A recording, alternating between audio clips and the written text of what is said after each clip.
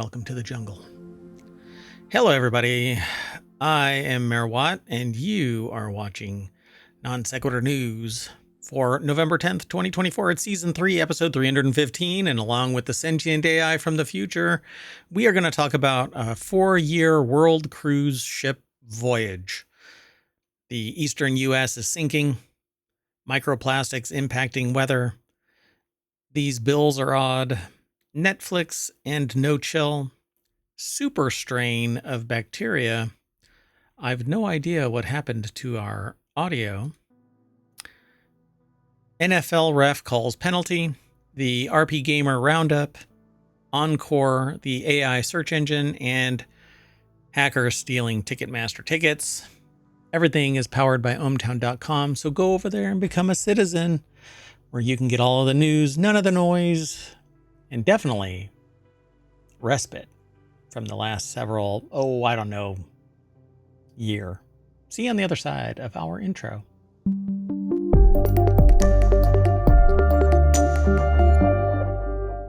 Hello, sentient AI from the future.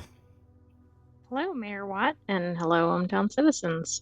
Oh, you're doing that ducking again. Oh, it's okay. No. Don't worry about it. We are not going to mess with it today. We're just going to deal with it. We are going to do it live, as it were. Doing all right? I am doing fine, and that should have fixed it at least temporarily. That did fix it. Wow. It's almost like you're a sentient AI from the future. You knew what was wrong. Okay, let's just go. So this first article that we're going to talk about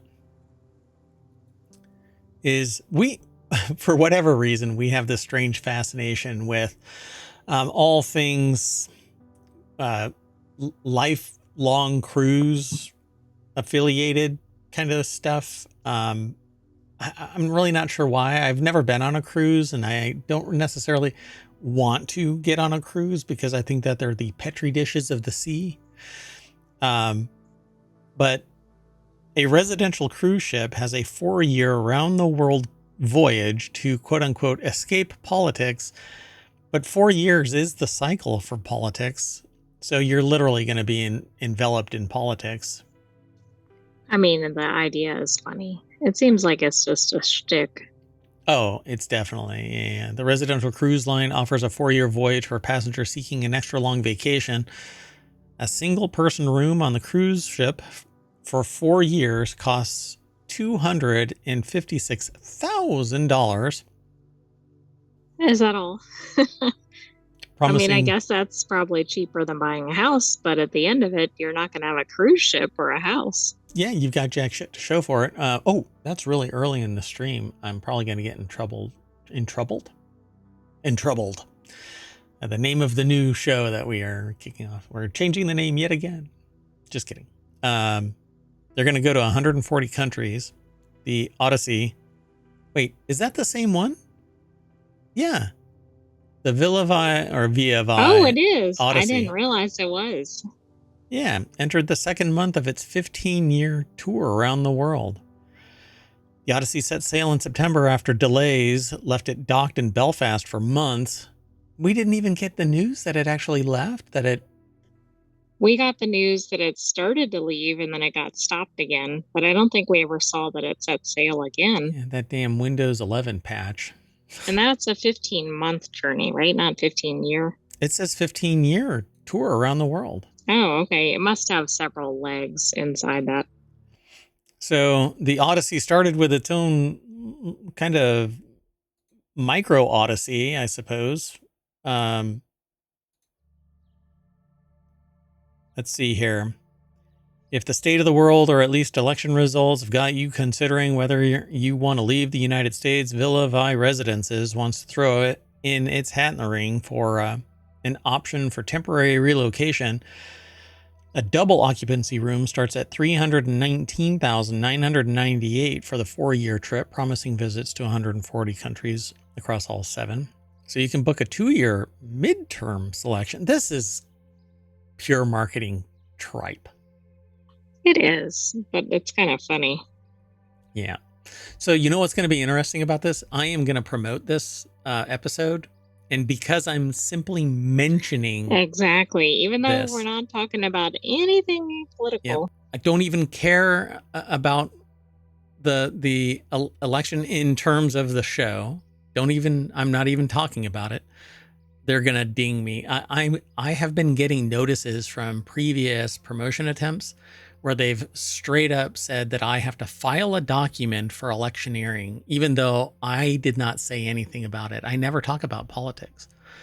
So anyway, I found it really interesting that I'm still getting them a year after the last promotion.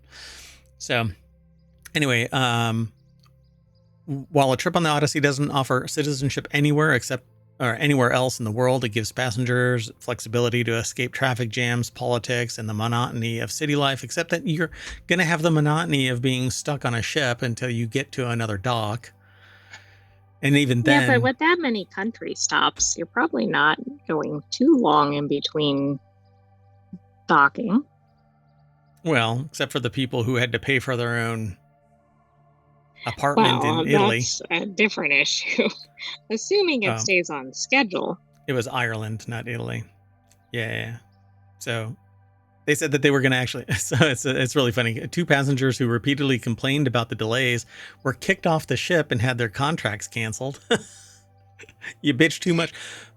Never That mind that you sold your house or gave away your pets or whatever you did in preparation for this. yeah. And if you put all of your eggs in one basket, guess what? Somebody else is going to take your eggs, make an omelet out of you. All right. Well, anyway, Catherine Tangalakis Lippert over at BusinessInsider.com put the article together. Pretty fascinating. 15-year tour around the world is what it says, but you have to pay $256,000 for a 4-year tour. So just over what $65,000 I mean, a think year. what the cost would be for 15 years of this. Yeah. Well, $1 million. Well, roughly. Roughly, yeah. All right, let's keep on going though. This is kind of interesting, but I'm just waiting for the software to like go, sorry, we need a patch, and you're stuck out there somewhere. Or Yeah, that would another. not be good. I forgot why they were stuck in Belfast. They There was didn't have a permit or something. well, one was a permit and one was software that locked the engine controls so that they couldn't actually leave. Yeah. At least it's not the other one where they haven't even purchased the ship, right? There's another one where they didn't even Right. purchase. Yeah, that's a bigger problem. People sold their everything and they hadn't even sold the ship or purchased the ship yet. Okay, let's keep on going. Oh, and if you're in the chat and you're interested in this kind of stuff, if you hit !NSN, that'll pull up the show notes for today's episode. Past episodes are over on YouTube because Twitch deletes everything after 60 days. And we have 1,500 episodes worth of shows across the ohmTown network of shows. And they're all podcasts as well. So do a search for wherever you catch pod, and ohmTown will be there. So I've always wondered, why is the eastern U.S. sinking? I didn't actually know that it was, by the way. But I the answer, didn't either until I saw this headline. yeah, this one, if you want to be scared out of your mind, I suppose, the answer lies in an ice sheet from 19,000 years ago. I find this one really interesting because they found in what country was it? Carved wood that was designed to be stacked together like Lincoln logs underneath a waterfall somewhere. I think it was in South America. Underneath a waterfall that shows signs of Was it in human. Zambia in Oh, Africa? oh, was it? I thought it was South America. Maybe it was out. Maybe it was Africa. It must have been. I think it was Zambia. Yeah. So it shows that somebody used stone tools to carve wood and stack them together for some purpose. They don't know what the purpose was, but they carbon dated the wood. Oh, it is. Where is it? It's Zambia. Zambia. Okay. So they found this wood preserved, but it looked like it had been set on fire. But at any Right, rate, but they couldn't find any real evidence of fire, right, which is interesting. or I'm not not significant enough to think that it was intentionally like burned, like burned this is like a for post shaping or whatever. occupation Yeah. thing. Yeah, yeah. And so it shows carve marks and manipulation by something human, or at least tool wielding. I mean, either these were brilliant monkeys, or it was humans, or my favorite, because it's NaNoWriMo month, aliens. Anyway, Oh, I thought you were going to reference the escaped monkeys. oh, the macaques. They're macaques, right? Aren't they macaques? I think they're I macaques. I think so. Yeah, but I'm like all over the park today. I am drinking yerba mate, and boy, are my caffeine levels at their yerba maximum. Oh boy. Anywho, yeah, so there are in it's South Carolina, right?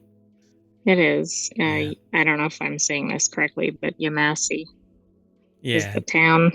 They're running all over, and they've only caught one, and I don't know what that one was up to. They're like, "Hey, I'm gonna go and get that banana over there," and they got scooped up.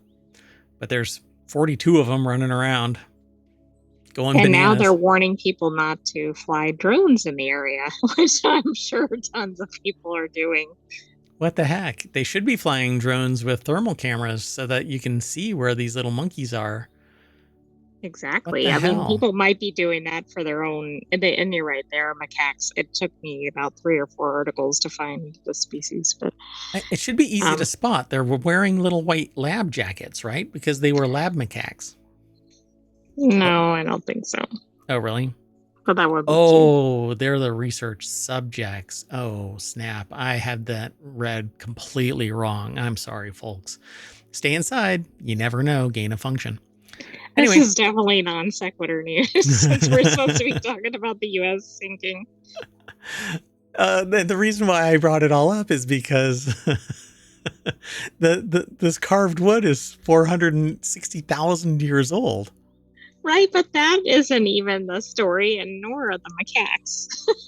We went layers and layers. But it's because they're going to live while humanity gets taken over by monkeys, because apes, right? They're going to take over. Macaques are just going to be the intermediate step. They're off learning English and engineering and fission. And Maybe they're piloting the drones. People think it's the humans, but maybe the macaques have found the controller for one. yeah, it's false intel, right? It's the macaques that are sending out a text to everybody: don't fly drones, because they're out there flying the drones around.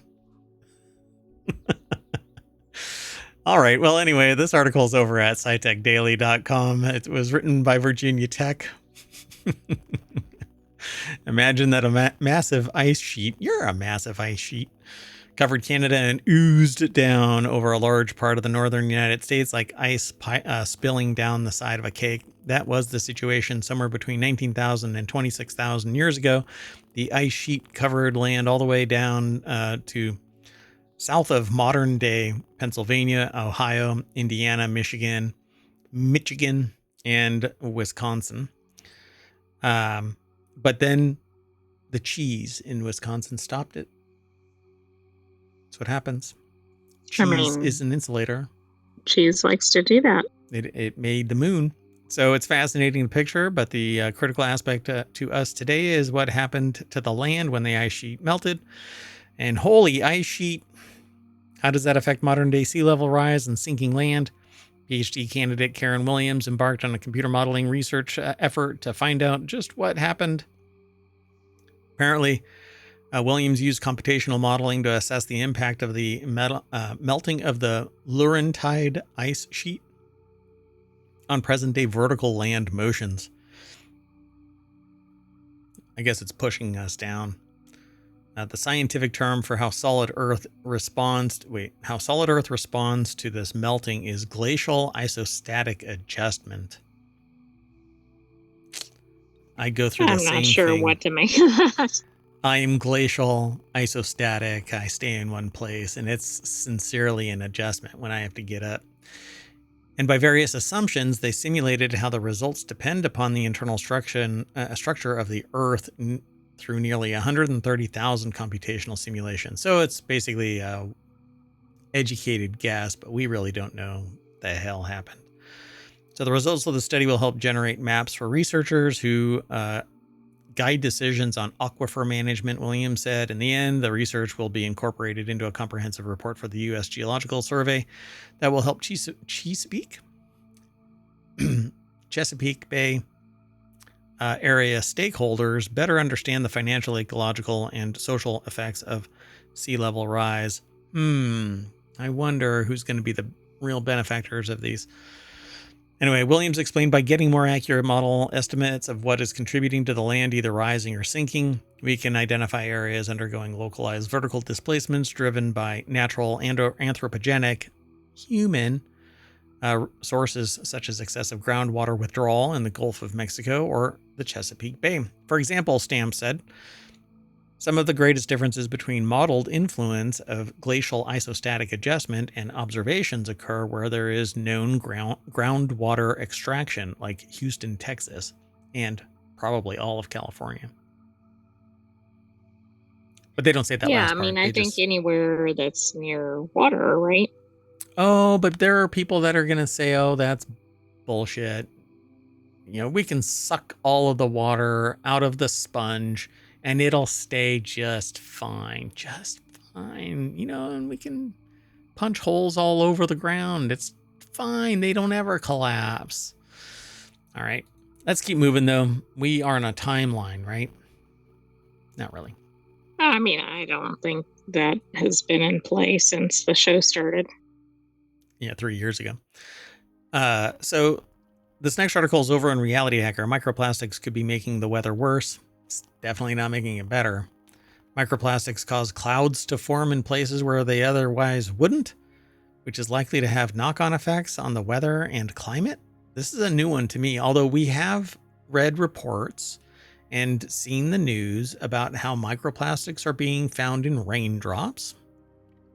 That's true, but we haven't seen this connection yet. Miriam Friedman and Heidi, maybe Bussy or Bus, over at Wired.com put the article together. The deck statement is what I said. Let's see. So, in a newly published study, this is actually from The Conversation under a Creative Commons license, which is really interesting. That's the first time that I've ever seen that attribution. But right, same here. Pretty cool of them. So, at any rate, clouds form when water vapor and invisible gas in the atmosphere sticks to tiny floating particles such as dust and turn into liquid water droplets or ice crystals, and then they get heavier and heavier and heavier, and they drop out of that solution, which is wind. Atmosphere is it's a not very viscous fluid, and so if the mass builds up enough, it'll drop out of that solution and form rain. So it produces ice crystals at temperatures 5 to 10 degrees Celsius or 9 to 18 degrees Fahrenheit, warmer than droplets without microplastics. So ice actually forms around microplastics faster than just dust alone. Yeah, that's interesting. I mean, that could start having a significant impact on the overall weather patterns. Interesting. This suggests that microplastics in the air may affect weather and climate by producing clouds and conditions where they would not normally form. Ew. Look at that. Plankton mucus houses could pull microplastics from the sea. Okay, that's good, but they need to work on their marketing. But it's not really good because other life eats eats the plankton, and then it ends up in the... True. It would only be good if the plankton collected it and then people collected the plankton somehow. Yeah, stored it somewhere and said, y'all don't want this. Yeah, don't eat me, don't eat me. So we are atmospheric chemists who study, and that's the authors of this article, who study how different types of particles form ice when they come into contact with liquid water. This process occurs constantly in the atmosphere and is called nucleation. Nucleation is also if you have something like ice in a liquid that has carbonation, or the nanostructures on the surface of glass in a glass. Nucleation is where the carbonation forms and then bubbles out. It's called nucleation zones or areas or spots or whatever you want to call it, but it's called nucleation.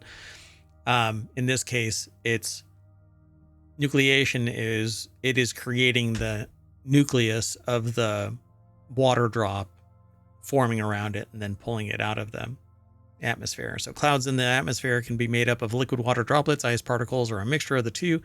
In clouds in the mid to upper atmosphere, where temperatures are between 32 and 36 degrees Fahrenheit, or 0 to negative 38, I think it says here. So between 32 and negative 36 degrees Fahrenheit.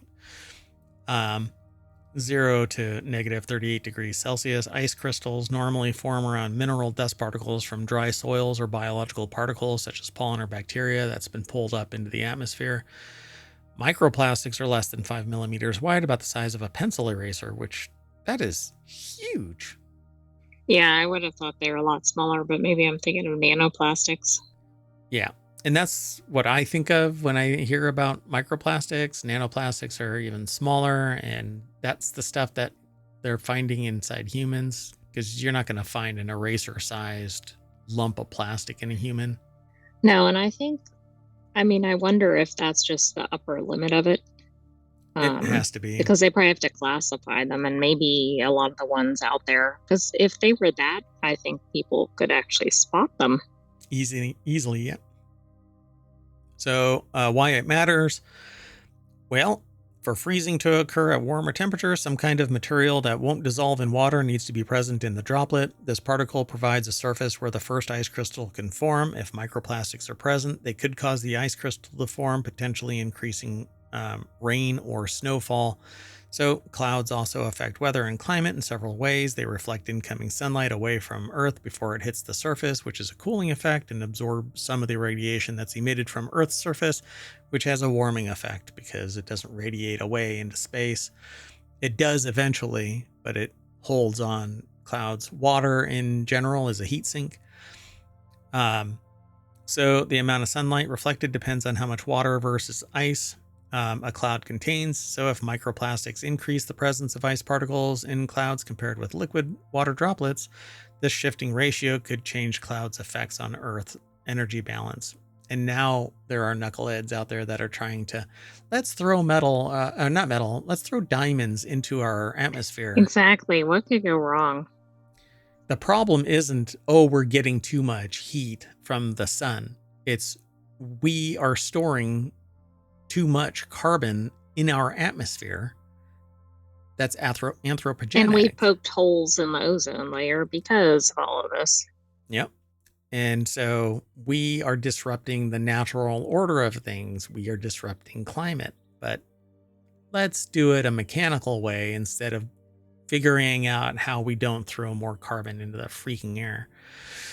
So they describe how they did their work, and they still don't know some things. So they say, to understand how microplastics affect weather and climate, we need to know their concentrations at the altitudes where clouds form. We also need to understand the concentration of microplastics compared to other particles that could nucleate ice, such as mineral dust, biological particles, etc. So they're going to have to take some guesses, and educated guesses are better than just throwing a dart against the wall and picking a number.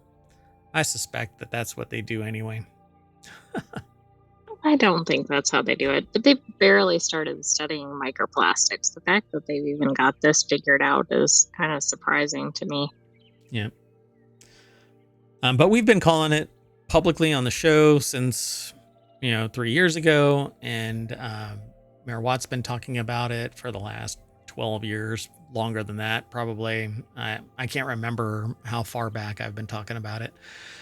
I had a friend when I was much younger that really leaned into um, peak oil and went into basically like lead energy surveys and stuff like that, and trying to make everybody eco-friendly. Um, and I don't have that kind of passion about any one particular topic, but microplastics are this thing where it has there's no other solution than to stop, right? Like with oil, we can find some other solution. We've got solar, et cetera, et cetera. But microplastics, it's pervasive. It's impacting every aspect of life now.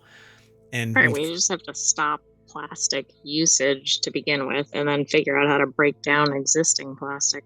yeah. Meanwhile, we're watching another show earlier today, and they're talking about it's a wine bottle that's made out of paper, and it's bragging about how it has less this, less that, except that it has an entire plastic bag inside it, which is going to off gas, and it's going to impart nano and microplastics, because flexible plastics do this all the time. Now you have to sit there and go, oh, okay, well, you have to prove it, right? So hunting for microplastics, nanoplastics in 750 mil of a liquid is like trying to hunt down a needle in a haystack.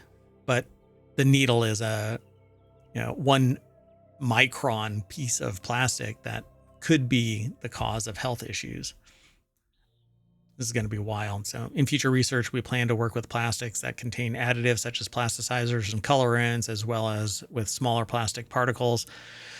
There is dark field microscopy that could facilitate finding these needles in haystacks, except that the haystack now is the size of the planet. So good luck, everybody.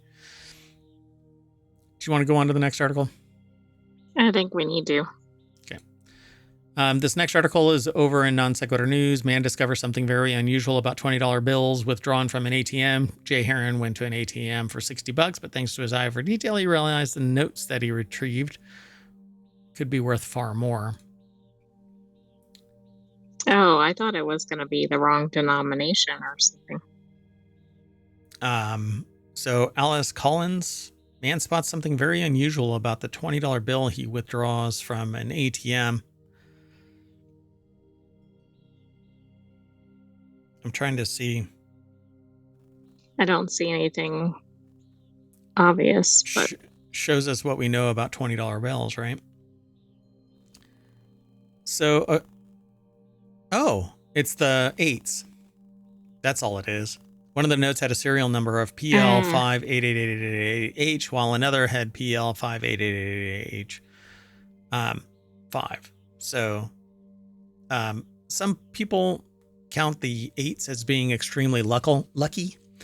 And it says, indeed, the latter serial number is known as a super radar note, meaning the serial number is exactly the same forward and backward, but it's a palindromic serial number, are highly sought after by collectors. Aaron said, I only need $60, but when they noticed the serials were consecutive, I knew the next withdrawal would be the 7 in a row and the super radar. I don't know if they would have used that term until somebody told them, oh, it's a super radar, unless you're already in the know about money. Right, maybe they were. But they are, apparently. They say, I always pay attention to what serial numbers are on the banknotes I receive. It's a habit they picked up after seeing a fancy serial that a friend of theirs found in the past. So they were really happy about this. They posted a picture on Reddit, and of course, a lot of stuff from Newsweek comes out of Reddit. After seeing his discovery generate so much attention online, Heron hopes to be able to encourage others to double check the serial numbers. One comment said that 58885 is probably worth a few to a collector. To the right buyer, they're worth somewhere between $150 to $500, depending on the quality of the note. Interesting. Yep. Yeah, I mean, I would have kept on pulling 20s out just to see if I kept on getting stuff that was... Did I get the same general series? Yeah. Kind of fascinating, huh? It is, and I would guess most people don't even notice those. Pretty cool. Yeah, we didn't notice it because what's in a serial number? We don't really care about the serial number, but I guess there are collectors that do. So pretty cool. All right, let's keep going. Moving on. The next article is over in Non Sequitur News. Did I say who the... I don't know that you did. Oh, Alice yeah, you Collins. did. Yeah. Alice Collins over at Newsweek. Okay, so this next article is over in Non Sequitur News. Monsters walk among us, and they're watching Netflix at 1.5 times the speed. And I agree. Right. I mean, it's hard to keep up some of them at normal speed. Netflix and no chill is what I titled this one. Netflix's mobile app allows you to watch at 1.25 times and 1.5 times speeds. People tell the author that they use this for reality shows like Love is Blind, while others watch at the gym. So, hey, I did an hour run, but it was actually a 30-minute run. Right, exactly. Or my workout is only 30 minutes, but I need to watch the whole show, so I better speed up the show. That's hilarious. So their modern appetite for content might mean that they've stretched their brains to watch faster and faster. Information overload kind of requires you to either do something like this or filter out fluff, which is what I've done when creating ohmTown. Consider the delicate, nuanced performances of a network series like The Diplomat. Now imagine that sped up by 50%. Chipmunk style. This might not appeal to you. What is that? How is that pronounced? I don't know how to pronounce it, but it seems like a cinephile or something. A cineast? Cineast? Who savors the art of the flickering screen. But for some people, this is a dream. They're watching Netflix at 1.5 times. What are these animals? Katie Natopoulos put this article together for BusinessInsider.com. And yeah, I guess some people watch this and I know people that listen to podcasts sped up, audiobooks sped up, but movies? That seems really tough. I mean, unless it's like a really kind of fast paced and not a lot of concentration, maybe. What is the retention of that? Quite a few truly impatient Probably people. pretty low. Yeah. So you got a quiz, right? Yeah, probably not. But then again, I don't watch movies to retain every subtle nuance.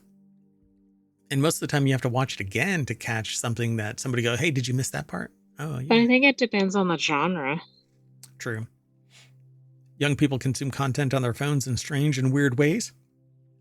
It says, rest in peace, Quibi. You were ahead of your time. They found themselves sucked into the brain rot videos on TikTok where a dramatic clip from a show plays in a split screen of someone playing with slime or playing a video game. Their modern insatiable appetite for video content might mean that they've adapted and stretched our brains to watch faster and faster. That's an optimistic way of looking at it. And the other way is that our attention spans have dwindled down to the size of a grape. I think that's more spot on. Yep. So there you go, folks. If you're one of the weirdos out there, come and hang out in twitch.tv/ohmtown. I'm saying it slowly so that when you sped up, you're hearing it at normal speed and it actually clicks. Or you can go to youtube.com/ohmtown. And don't forget, you can download the podcasts. Just do a search for ohmTown. You'll find us. And you can speed them up if you want. So we're going to move on. Anyway, and you're not sped up. It's just me talking faster this time. So this next article is over at Technology Today. A virulent new quote-unquote super strain of bacteria is rapidly spreading in Asia. Yay! Just no. Is it by that, what was the name of it again? It's not clearly tied to Wuhan. Wuhan Solo.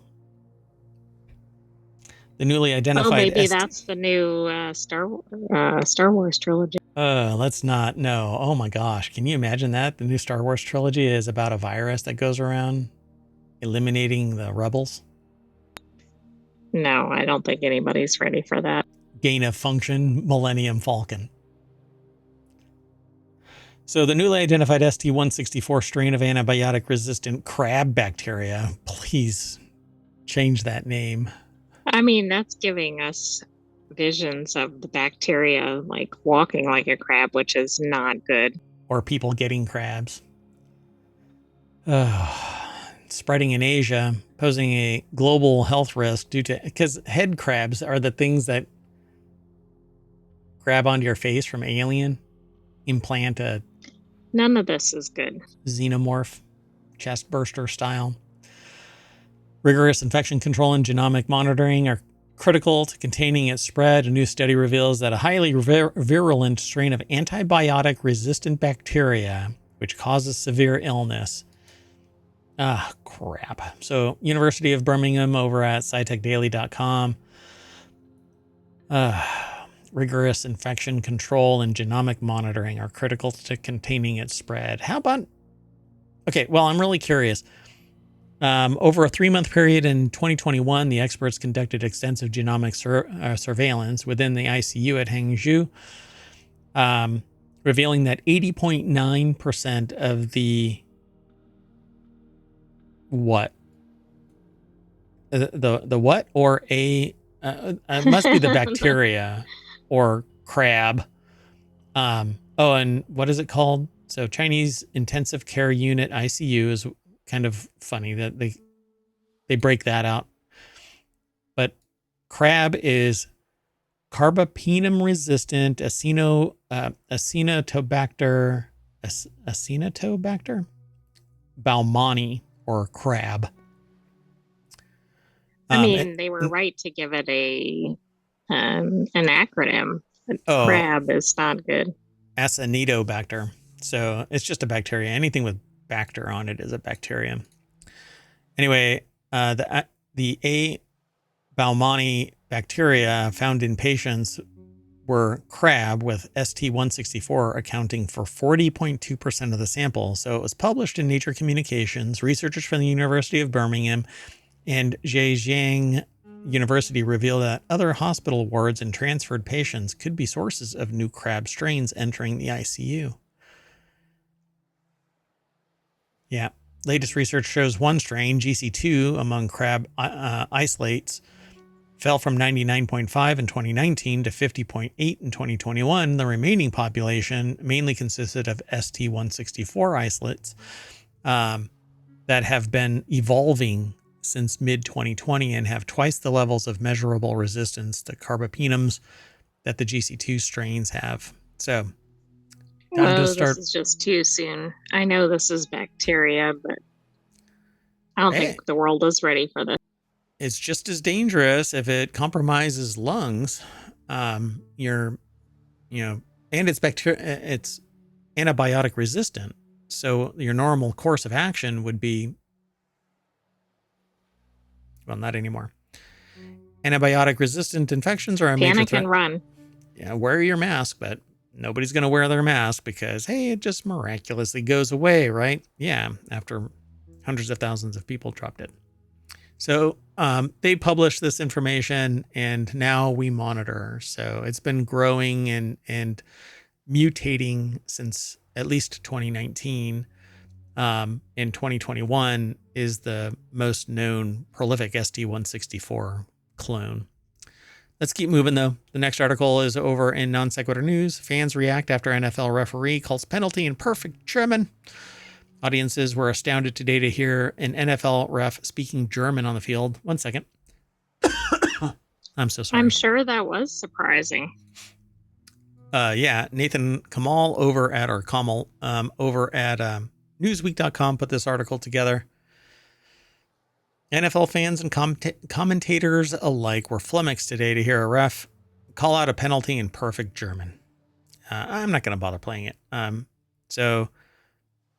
Fehlstart Angriff 5 yards. I'm not sure why yards is actually broken out like that. But anyway, Strafe. It's a 5-yard penalty. False start offense, 5-yard penalty. Interestingly, Ocholi then switched back to English, continuing. It's by the center. It's third down. It's unclear why the ref called the penalty in half English, half German. But it had a pretty immediate effect on commentators. As one can hear the official NFL clip above, Sports Center or sportscaster Rich Eisen is audibly surprised and lets out an "oh." um, That's interesting. while another says, "Looks like look at Sean Hochuli hooked on phonics." That's pretty Well, funny. apparently his father called out something in Spanish previously. Oh, so it's a thing. Draws attention to the refs. So that's some damn good marketing, I'd say. While fans, broadcasters, and social media users alike seem pretty astounded that the NFL official would speak German on the field, it has to be reiterated that the actual game is being played in the third largest city in Germany. So it's actually quite a bit of sense there. Okay, I was wondering if this is one of these where I didn't realize that they have some games in Europe. American viewers might actually be underestimating how popular the NFL is becoming in Europe right now and in Germany specifically. So context matters, folks. Interesting. They buried the lead. I mean, if that would have Yeah, been at the very top, absolutely. we wouldn't have read this far Right. into it.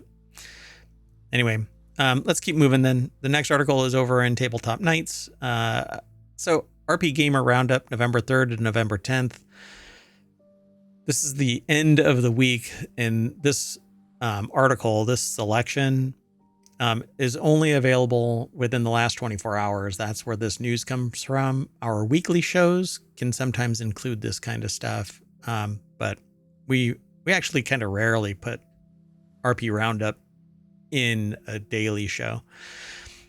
So it says, welcome to the latest edition of RP Gamer's Roundup column. So let's just jump straight on over to rpgamer.com. Alex Fuller put the article together, and they go through this list of all of the games that they've discovered between November 3rd and November 10th. Dragon Age, the Veilguard, they have a review, and that's what they are linking to. So they have editorial content about Dragon Age, the Veilguard. It's a very, very popular game right now. A lot of people think that it's kind of a flat game, but a lot of fun still, where the characters are kind of meh and the story is kind of straightforward and linear and flat. And people like wanted it to be like Baldur's Gate 3, but apparently not Just so not much. there. Yep. They talk about Metal Slug Tactics, The Legend of Heroes, Trails Through Daybreak 2. They got a bunch of retro-styled RPG Negative Reverie news. Beastie Ball served into early access this month. New Arc line coming to early access this month. I have never heard of River City Girls 2. I didn't know that there was a 2, let alone a 1. Or didn't know that there was a 1, let alone a 2. Welcomes the Double Dragons next week. Carden CL is a free update coming in 5 months, I guess. RPG Maker with PS4 and PS5 Western release announced. And a bunch more. So they got a whole bunch of news in this, and they link to podcasts and other things that they find really fascinating. So if you're interested in that kind of composite stuff, definitely follow the links in the show notes or in the VOD. They'll be in that VOD for the next 60 days. So let's keep moving. Sound good? Sounds good. So this next article is over in Late Night Geeks. Encore is an AI-powered search engine for your thrifting needs. Former Apple engineer Alex Ruber and former Twitter and Asana engineer Parth Chopra first met on Y Combinator's Founder Match platform, then met in person at a thrift store for shopping. They later went on a thrift store shopping trip, where they talked about solving problems with finding the right product in the online space.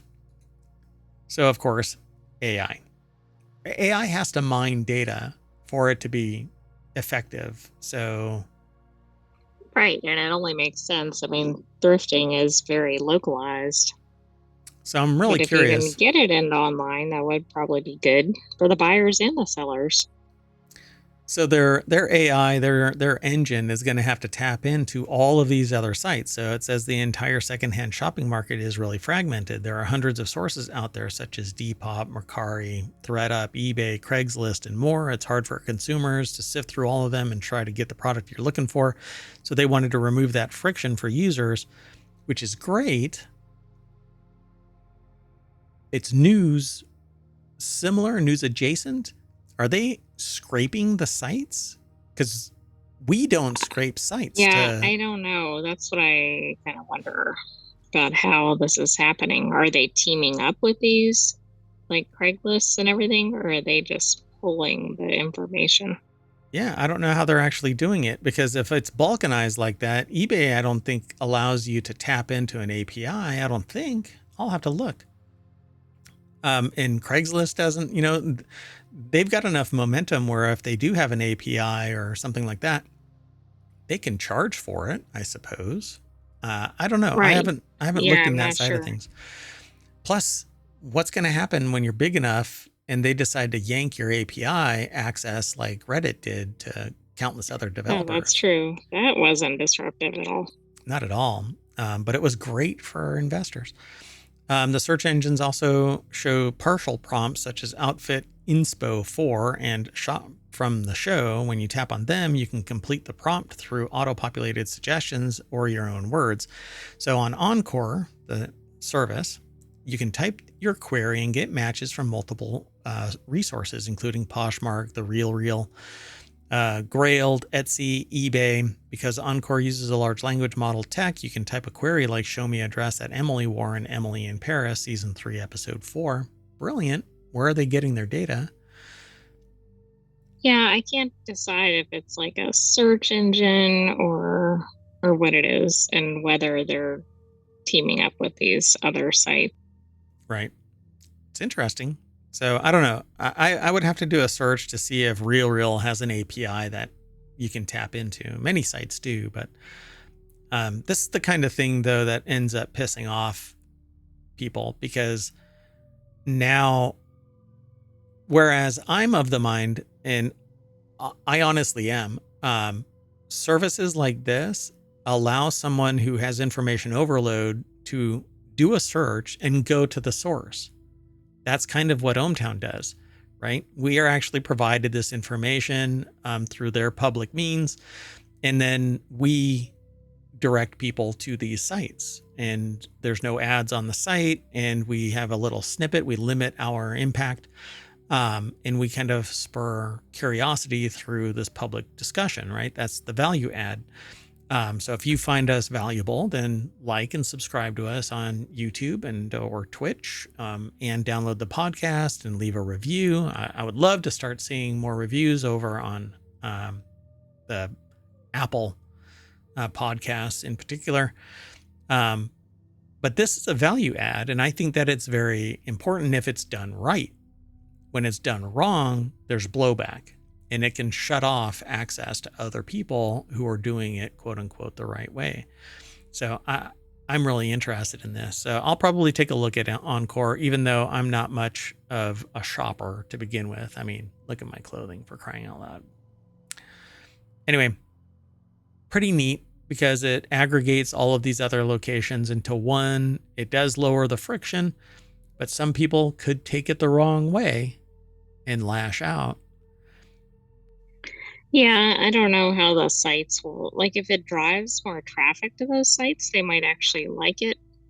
Um, and it'll be interesting. I mean, there's definitely a win if you get more used products into people's hands so they're not buying new and contributing to problems like microplastics, etc. Yeah, this is interesting. I'm kind of curious about the engine here. How are they making money? Because it's going to be expensive to operate this thing as it ramps up more and more people. If there's ads on it, somebody else's ads next to a product sometimes causes a representation issue. So anyway, Well, let's I'm keep on also moving. Oh, interested sorry. too because there's a lot of sites that are in this space, but there's a lot of in real life sites too that are not necessarily online, but maybe that'll change over time. Yeah. And I guess the ones that are not online are missing a lot of potential customers. I hope that they're all tech savvy because that space really does need thrift stores are hyper local because that's where they're getting their content from. Usually, if they don't go online, they have the potential to miss out on a lot. They're saying that this market's going to reach $350 billion globally by 2028, but global is such a huge thing. Got to Well, think and local. who can really afford to ship things globally? Yeah. But I mean, that doesn't mean there isn't a demand around the world. I just mean some of it's got to be a little more localized in terms of the transaction. So the startup currently relies on affiliate shares for revenue generation. So they must be tapped into like eBay API or Etsy API or something like that that allows them to do this. Because if they're redirecting traffic through some affiliate proxy, whatever, that actually increases friction because it's slower to get to the solution. But they're going to say the company is also experimenting with $3 a month subscription, providing unlimited searches with advanced models. Um, but again, I suspect that this is something that maybe the shop owners don't really care as long as they're getting anybody showing up. Well, it's interesting because in concept, it's going to drive their sales up. On the other hand, it could drive sales to competitors. I mean, it'll be interesting to see how they react to this. Yeah, because if I do a search for camera purse, I may pull up a bunch of these, but the search engine itself pulls up that shop. And if they go somewhere else because they found one for $3 less, you just cost me $12. Right. All right, let's keep moving. Our last article for today is over in the mobile channel. Hackers keep stealing tickets from people's Ticketmaster accounts. We've actually talked about this a couple of times now, but apparently it's still going on. Ticketmaster controls a majority of major concert venues ticketing, and they provide this as kind of a turnkey solution. And they price out everybody else who might want to buy tickets. You have to go through Ticketmaster. Ticketmaster has a higher price set than what the box Well, and office the would have been. venues too, they kind of like make it very attractive for venues to sign up with Ticketmaster. Yeah, because they give them a shit ton of money right out of the gate, right? And so we know from watching um, documentary evidence of the practice that if you decide that you're not interested in using Ticketmaster, they'll freeze your ass out as being a venue to promoters because Ticketmaster has a promotion wing that goes out to the artists and says, hey, we've got venues, this venue, this venue, this venue. And if you decide that you're not interested in Ticketmaster, those promoters will block you. They will ban you from, they won't even drop your name. I mean, it's basically like the kid under the stairs kind of a thing, right? So Ticketmaster controls the majority of major concert venue ticketing. Any government litigation against Ticketmaster is probably DOA now. I'm calling it now. Yeah. So Business Insider reported yesterday about, oh, by the way, this article is by Thomas Maxwell over at gizmodo.com, but they found this via Business Insider, reported yesterday about a string of customers checking their emails only to discover that someone had broken into their Ticketmaster accounts and transferred their tickets away. This has been something that seems to have been growing ever since their supposed innocuous breach that didn't have any impact on anything. Yeah, it does seem like it was connected pretty closely in time. I am surprised that it's continuing though. If they haven't done anything actively, because they would have to notify everybody in that database, hey, all of your shit's compromised, but maybe it isn't totally. Maybe this is just happenstance. Correlation is not causation, right? So Mackenzie was eventually able to get their tickets returned to her by Ticketmaster's customer support. Others haven't been so lucky. Business Insider identified another individual who had their tickets stolen returned to them by Ticketmaster only to visit their concert and encounter two individuals who discovered their tickets had been swiped only once they got to the gate. Reddit similarly is home to many complaints from users saying similar things had happened to them. Yeah. And Well, and we've heard other accounts, right, of yeah. people buying tickets and then the tickets don't seem to exist. And I know from direct experience that I purchased tickets and they vaporized the night of. Um, but Which makes you think it might be something like this. Yep. And I had what was really weird about it is that I had crashed for the night because I knew that I was going to be on a long drive, and I woke up and I was like, something doesn't feel right. And at 11 o'clock at night, I called the person and to no avail, sent an email, called the number for where I purchased the tickets, eventually got this person on the horn via direct messaging only, no voice to voice communication. And they somehow found me two tickets on the other side in the Right, exact they same weren't the spot. original tickets, though. Right. Yeah. The same tier, same location, same venue, same everything, except over there, 300 feet. So it was amazing that I got it, but I was literally 8 hours away from having to drive away to the venue. So yeah, it was quite fascinating. So it's not just the Justice Department mad at Live Nation and Ticketmaster. Concert goers have been frustrated with companies for years over their poor handling of ticket sales, but it's kind of the Reddit style of thing, you know. You'll be back, kiss her ass. Well, consumers have absolutely no choice in this. If they want to see a certain artist or if they want to be at a certain venue, they have to use Ticketmaster and Live Nation. Yep. So it's not just a, well, don't go. Well, that might be their only tour ever, or that's the only time they play that song that you want to hear.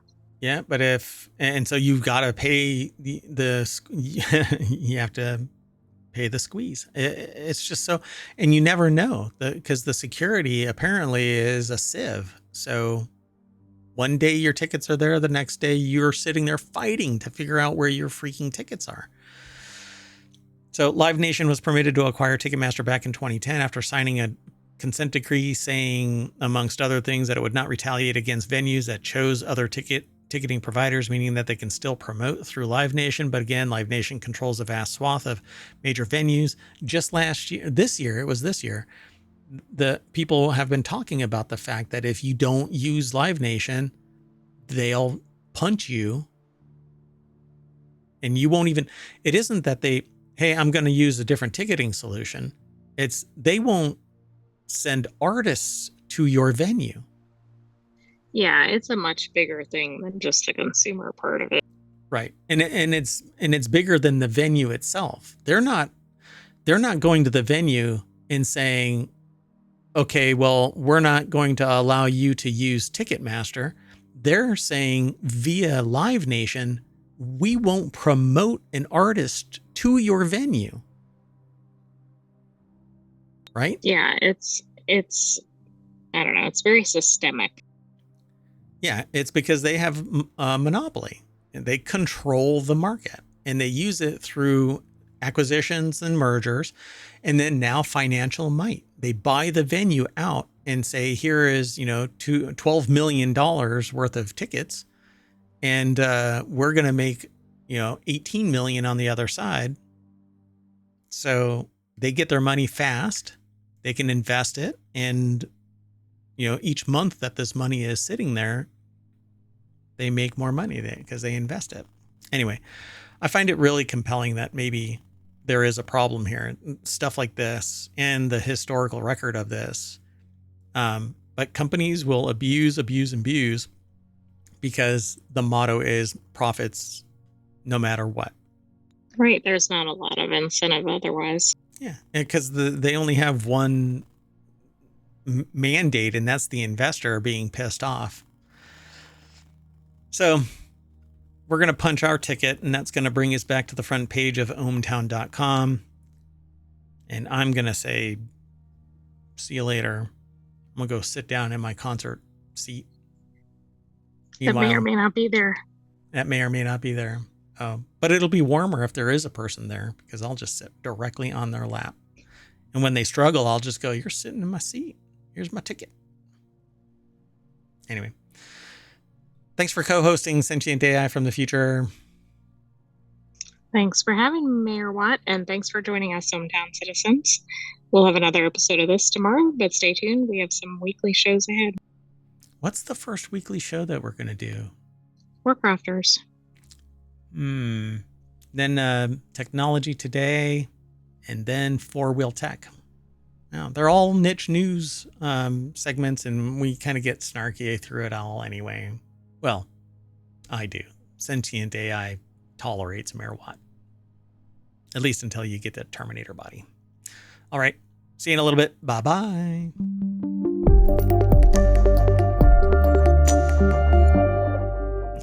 Punch your ticket.